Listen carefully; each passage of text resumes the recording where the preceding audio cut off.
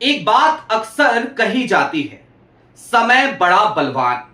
अब देखिए ना तो राहुल गांधी का वो पुराना वाला समय रहा जहां पर गोदी मीडिया से लेकर आईटी सेल तक और खुद प्रधानमंत्री नरेंद्र मोदी तक उनका मजाक बनाया करते थे, और ना ही प्रधानमंत्री नरेंद्र मोदी का वो पुराना वाला समय रहा उनके साथ मजबूत वाला, जब लोग जय जय मोदी, हर हर मोदी, घर घर मोदी किया करते थे। आज की तारीख में राहुल गांधी युवाओं की आवाज बन गए, जिंजी की आवाज बन गए, जनता की समस्याओं को समझने वाले, उनके दुख दर्द में उनके साथ जाकर खड़े होने वाले नेता के तौर पर उनकी छवि मजबूत हो गई, उनकी लोकप्रियता बढ़ गई।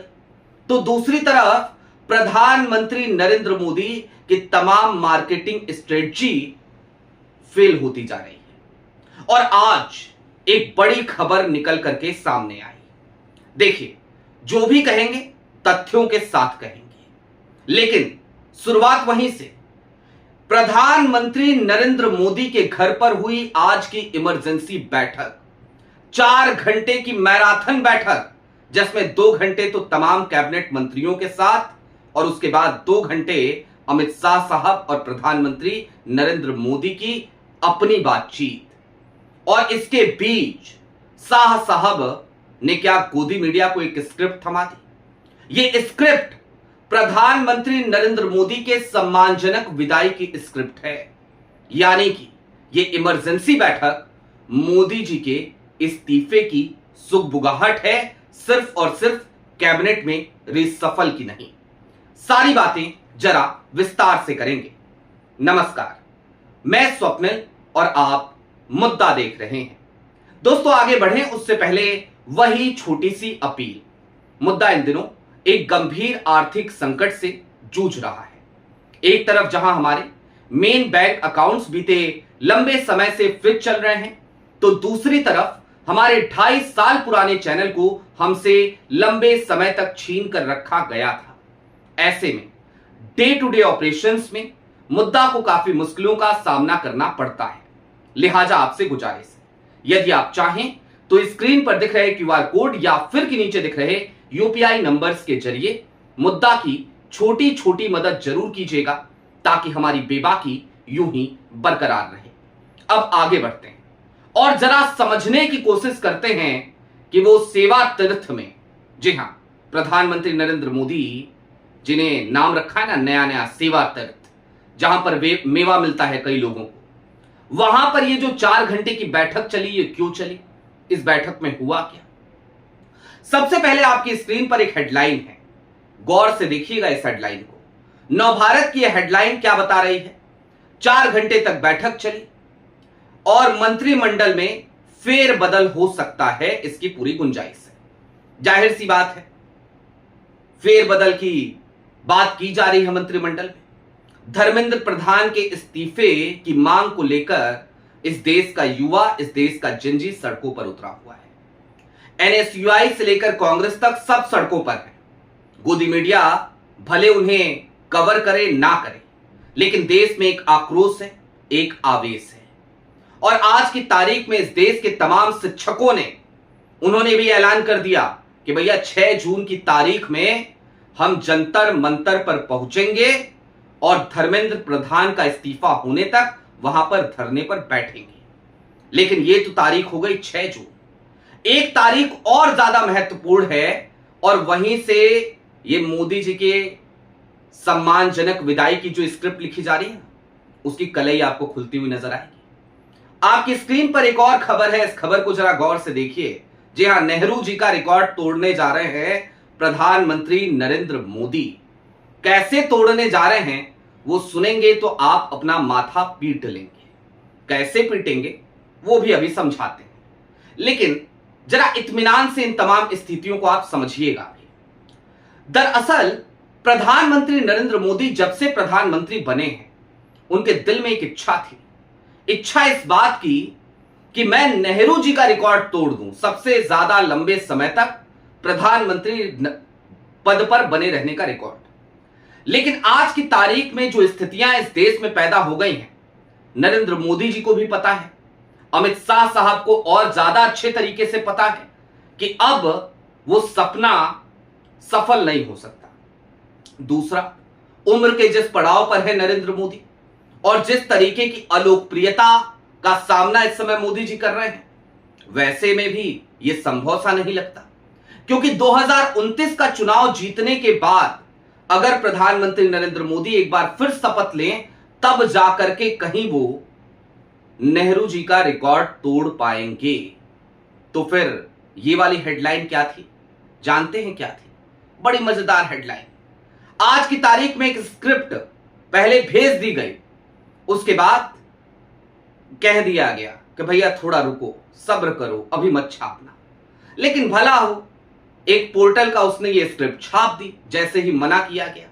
किसी और तारीख को छापना था, छाप आज ही दिया कि चलो मना कर रहे हो, हम अभी छाप देते हैं। दरअसल 9 जून की तारीख को, 9 जून 2026 को प्रधानमंत्री नरेंद्र मोदी निश्चित तौर पर पंडित जवाहरलाल नेहरू, देश के प्रथम प्रधानमंत्री, उनका एक रिकॉर्ड तोड़ रहे हैं। और वो रिकॉर्ड है निर्वाचित प्रधानमंत्री होने का रिकॉर्ड।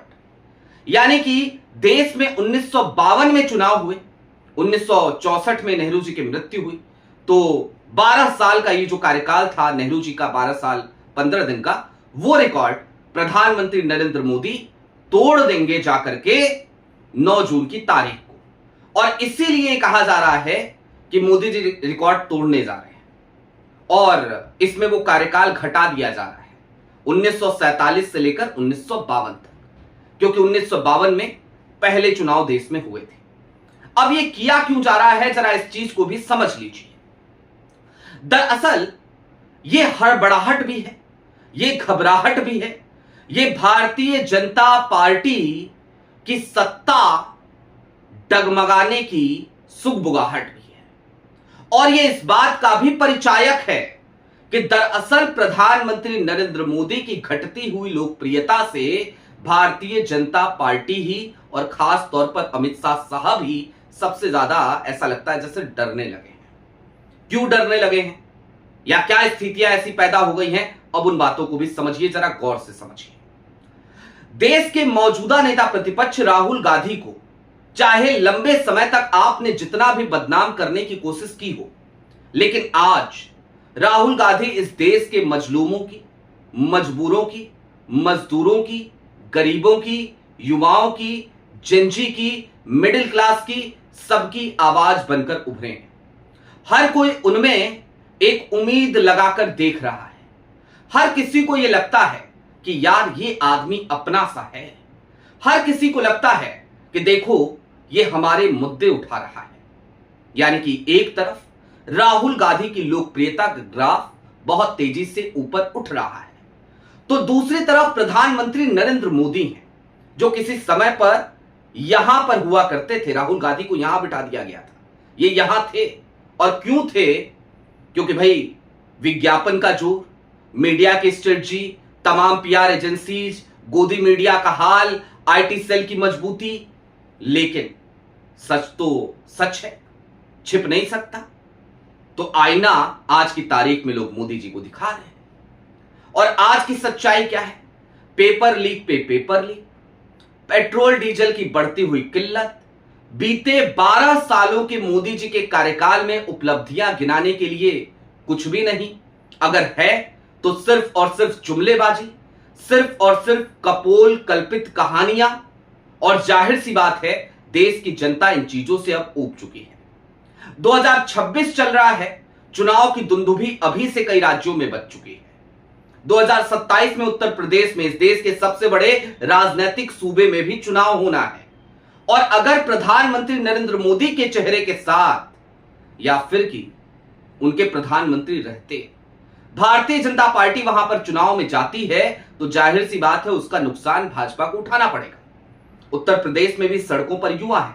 आप देखिए प्रयागराज की वो खबरें कि कैसे उन तमाम कोचिंग संस्थानों पर, उन शिक्षकों के तमाम संस्थानों पर जो प्रयागराज में छात्रों की आवाज को बुलंद कर रहे थे, उनके तमाम संस्थानों को सील किया जा रहा है, उन पर ताला लगाया जा रहा है। ये डर है, ये भय है। और दूसरी तरफ वो शिक्षक फिर भी नहीं डर रहे, वो छात्र फिर भी नहीं डर रहे, क्योंकि उनके अंदर एक आक्रोश है, एक आवेश है कि आप इस देश के भविष्य के साथ खिलवाड़ कर रहे हो। अब आज की बैठक में क्या हुआ, जरा चलते चलते उस चीज को समझ लीजिए। 2 घंटे तक बंद कमरे में बैठक हुई और इस बंद कमरे की बैठक में तमाम कैबिनेट मंत्री मौजूद थे, लेकिन उसके बाद तमाम कैबिनेट मंत्रियों को चलता कर दिया गया और फिर शाह साहब मोदी जी के साथ बैठे गहन विचार विमर्श हुआ। भारतीय जनता पार्टी को कवर करने वाले एक पत्रकार से मेरी बातचीत हुई और उन्होंने कुछ कैबिनेट मंत्रियों के हवाले से कहा कि माहौल बड़ा ज्यादा अच्छा नहीं है। अच्छा नहीं है का मतलब समझ रहे हैं? जाहिर सी बात है, वैसे तो तमाम कैबिनेट मंत्री कुछ बोलने से कतराते हैं मोदी जी के लिए, शाह साहब के लिए, लेकिन जब स्थितियां इस तरीके की हो जाती हैं ना, हालात जब पतले हो जाते हैं, तो हर कोई कुछ ना कुछ बोलने लगता है। सबको लगता है इशारों इशारों में कुछ बोल देता है। और जिस सोर्स के थ्रू मुझे खबर मिली वो ऐसा सोर्स है जैसे इशारों को समझना आता है। जैसे ही ये खबर मेरे पास आई, मुझे भी एक बार को भरोसा नहीं हुआ, लेकिन आपको भी शायद नहीं हो रहा होगा। मैंने उसके बाद जाकर के तमाम चीजें खंगालनी शुरू करी और उसी बीच में मुझे ये वाला आर्टिकल मिला जो मैंने अभी आपको थोड़ी देर पहले दिखाया था, नेहरू जी का रिकॉर्ड तोड़ने वाला आर्टिकल। इसके बाद मैंने कुछ और चीजें पता करी तो पता चला कि सिमिलर स्क्रिप्ट तमाम चैनलों को पहले भेजा गया और उसके बाद उस पर रोक लगाई गई। कहा गया अभी मत छापो, अभी थोड़ा सा सब्र करो, थोड़ा सा रुको। लेकिन दोस्तों, क्या सिर्फ मोदी जी का ही इस्तीफा होगा या फिर कि इस देश में 2 बड़े इस्तीफे अब इंतजार कर रहे हैं? क्योंकि प्रधानमंत्री नरेंद्र मोदी अगर राष्ट्रपति की कुर्सी पर जाना चाहते हैं तो उन्हें 2027 तक का इंतजार करना पड़ेगा। लेकिन मौजूदा स्थितियों में जो सुगबुगाहट है, अगर प्रधानमंत्री नरेंद्र मोदी जुलाई अगस्त में ही इस्तीफा देने जा रहे हैं तो फिर दूसरा इस्तीफा भी कराना पड़ेगा, चाहे उसके पीछे कारण उपराष्ट्रपति, पूर्व उपराष्ट्रपति जगदीप धनखड़ साहब जैसा ही क्यों ना हो। यानी कि स्थितियां बड़ी तेजी से बदल रही हैं, समय बड़ा बलवान और निश्चित तौर पर जाहिर सी बात है कि जब युवा सड़कों पे उतरता है, जब देश की जनता समस्याओं से घिरी होती है और कहती है कि कुर्सी खाली करो कि जनता आती है, तो फिर बड़े से बड़े सुरमा को अपनी कुर्सी खाली करनी पड़ती ही है। आज वही स्थिति प्रधानमंत्री नरेंद्र मोदी के सामने जाकर खड़ी हो गई है। आपकी क्या राय है वो हमें कमेंट बॉक्स में जरूर बताइएगा। अभी के लिए दीजिए इजाजत। चलते चलते फिर वही अपील, चैनल पर नए हो तो सब्सक्राइब करते हुए जाइएगा, सक्षम हो तो मुद्दा की छोटी छोटी मदद जरूर कीजिएगा ताकि हमारी बेबाकी यूं ही बरकरार रहे। बहुत शुक्रिया।